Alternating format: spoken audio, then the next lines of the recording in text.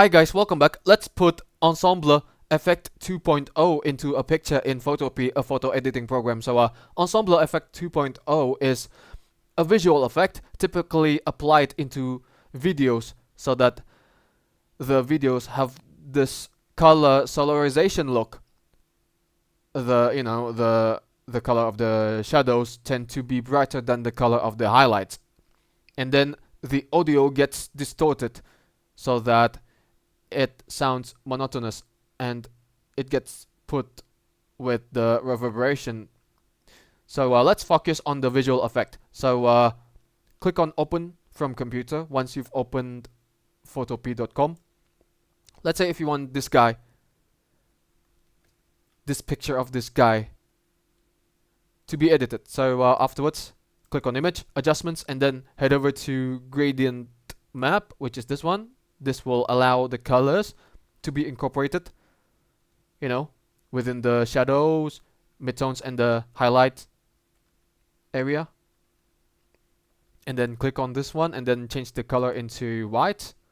Click here and then click on the color palette, and then let's say if we put red, click on this area and then click on this one and then change the color into red, just like this. And then for this one, let's change the color into pink, magenta. This one would do. And then for this one, let's make it dark blue, dark purple. That's to say, so it looks like this pretty much. You see there's this color temperature kind of look for this, for this image. Click here. Hold on.